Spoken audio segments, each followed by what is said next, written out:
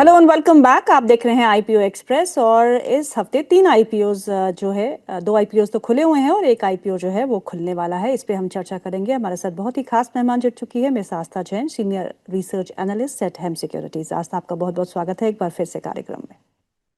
Good afternoon, Gitu, and thank you very much for calling me on the show. Always a pleasure. चलिए हम शुरुआत करते हैं और पहला हम जो आईपीओ डिस्कस करेंगे आज वो है पार्क मेडी वर्ल्ड। हॉस्पिटल चेन्स है इस ब्रांड की और जो बिडिंग डेट है वो दिसंबर 10 टू दिसंबर 12 है, यानी कि आईपीओ खुला हुआ है। आज दूसरा दिन है आईपीओ का। प्राइस बैंड है 154 रुपीज़ टू 162 रुपीज़ पर शेयर।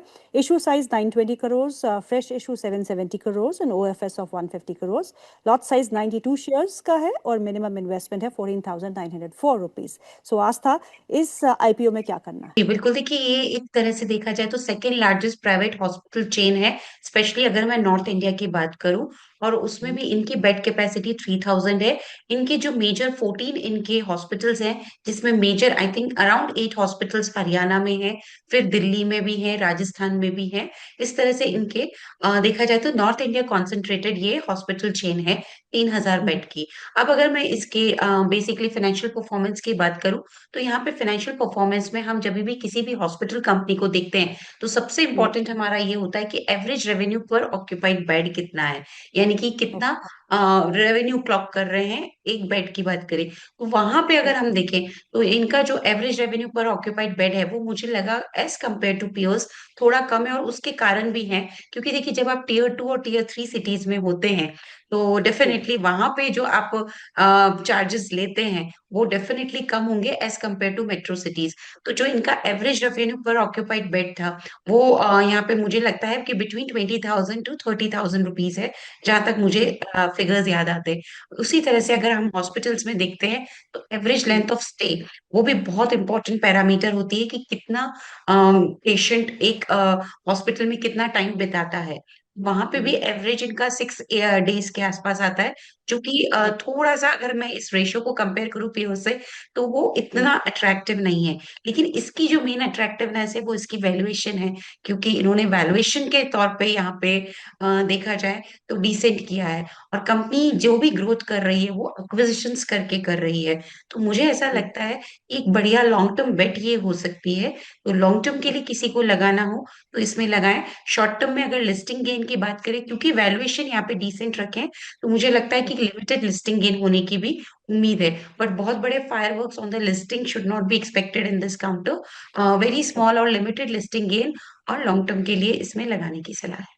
ठीक है। पार्क मेडी वर्ल्ड आईपीओ में लिस्टिंग गेन तो होगा लेकिन उतना ज़्यादा उम्मीद ना रखें, लेकिन लॉन्ग टर्म के लिए ये जो आईपीओ है वो काफ़ी अच्छा साबित हो सकता है। अगला आईपीओ की बात करते हैं और दूसरा आईपीओ है नेफ्रोकेयर हेल्थ आईपीओ। नेफ्रोकेयर हेल्थ आईपीओ दिसंबर 10 को खुला था, दिसंबर 12 को बंद होगा, यानी कि आज दूसरा दिन है इसके आईपीओ के सब्सक्रिप्शन के लिए। प्राइस बैंड है 438 रुपीज़ टू 460 रुपीज़ फॉर पर share.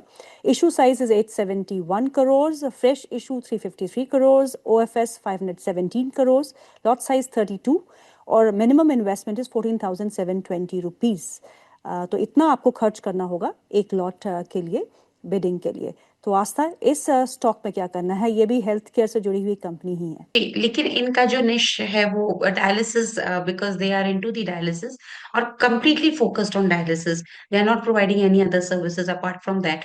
And it is like कि ये जो कंपनी है ये इंडिया की नहीं, एशिया की भी नंबर वन डायलिसिस सेंटर्स में अगर माना जाए, या डायलिसिस फोकस्ड कोई कंपनी है तो उसमें ये आती है।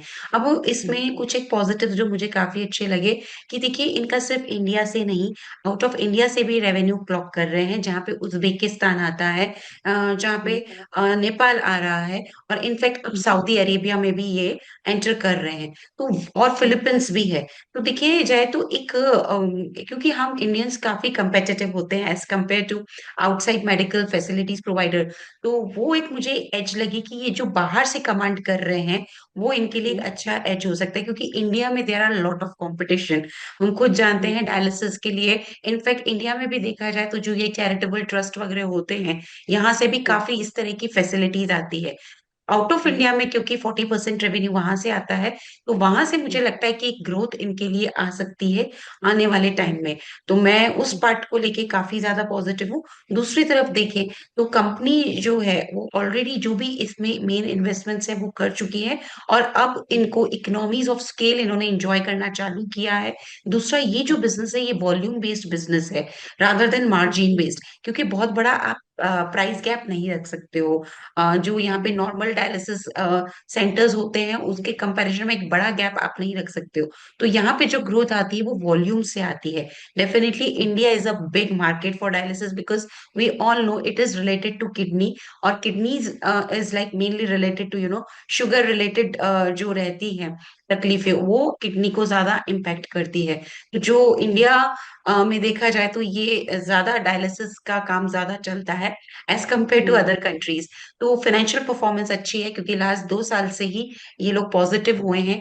मार्जिन्स भी हम्म, अच्छे हैं। Only problem hmm, is with the valuation. Valuation में ये मोर देन 60 के प्राइस टू अर्निंग मल्टीपल पे आ रहे हैं, जो कि मुझे थोड़ा ऑन द हायर साइड लग रहा है। यही इन्होंने हम्म, वैल्यूएशन को थोड़ा और कम किया होता तो ये आईपीओ एक हम्म, अट्रैक्टिव आईपीओ हो सकता था।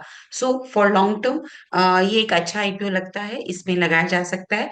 For listing hmm, gain I am not very much optimistic. इसमें कोई बहुत बड़े, अगेन जैसा हमने पार्क में बात किया, इतने बड़े कोई हम्म, लिस्टिंग गेन होने जैसा ये काउंटर लगता नहीं।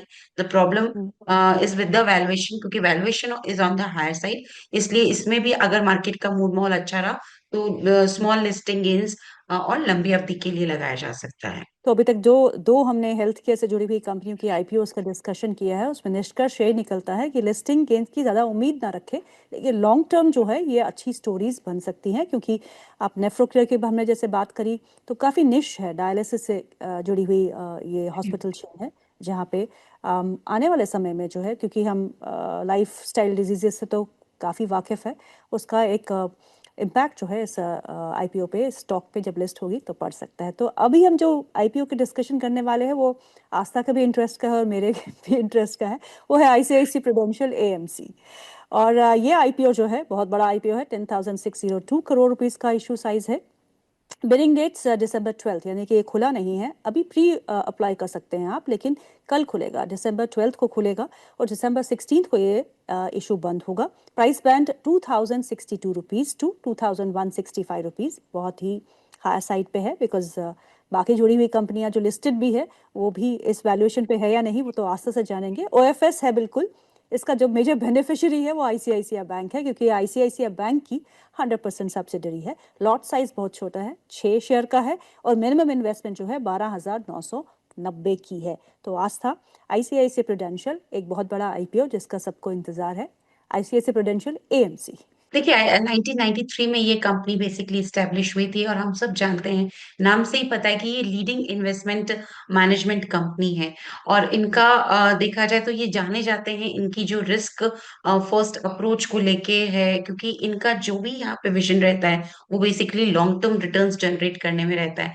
तो पहला तो वही डाइवर्सिफाइड प्रोडक्ट पोर्टफोलियो है, अच्छी खासी प्रेजेंस है, और सबसे बड़ी बात है जहां पे आज अगर हम कुछ समय पहले की बात करें जहां पे कि म्यूचुअल फंड इंडस्ट्री में सिर्फ 1 करोड़ कस्टमर्स होते थे, तो वो बढ़ के अब 5.5 करोड़ कस्टमर्स हो गए।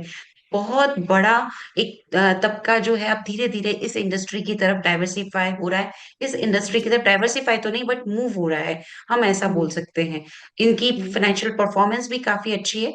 अनडाउटेडली इन्होंने थोड़ा सा जो वैल्यूएशन किया है वो हमें एक प्रीमियम वैल्यूएशन ही लगेगा, क्योंकि 35 प्राइस टू अर्निंग मल्टीपल पे आ रहे हैं। तो बाकी एएमसी जैसा कि आप बोल रहे थे कि बाकी एएमसी के मुकाबले में कैसा है, तो मैं अगर यूटीआई एएमसी की बात करूं या आदित्य बिरला या निप्पॉन की, तो उनसे तो ये थोड़ा आपको ज्यादा वैल्यूएशन पे लगेगा। लेकिन एचडीएफसी एएमसी की बात करें, क्योंकि इसका pure to pure exact pure अगर मैं मानती हूँ तो वो एचडीएफसी एएमसी है, because these two AMC are the biggest the largest AMC. तो वहां पे एचडीएफसी एएमसी के मुकाबले में इन्होंने डिस्काउंट पे एक वैल्यूएशन किया है, क्योंकि वो 40 प्राइस टू अर्निंग मल्टीपल पे अभी चल रहे हैं, जबकि इनका प्राइस टू अर्निंग मल्टीपल 35 है। ये मुझे आईपीओ अच्छा लगा। और जिस तरह से कैपिटल मार्केट्स में हम देख रहे हैं कि अब धीरे धीरे जागरूकता बढ़ रही है, ज्यादा से ज्यादा लोग म्यूचुअल फंड्स में लगा रहे हैं। तो मुझे लगता है जी। कि ये इंडस्ट्री ग्रोइंग रहेगी। और दूसरा, देखा जाए तो असेट लाइट बिजनेस है, कुछ बड़े हम्म। खर्चे यहाँ पे करने की जरूरत नहीं पड़ती, बड़े एस्टेब्लिशमेंट्स करने की जरूरत नहीं पड़ती। तो असेट लाइट बिजनेस है।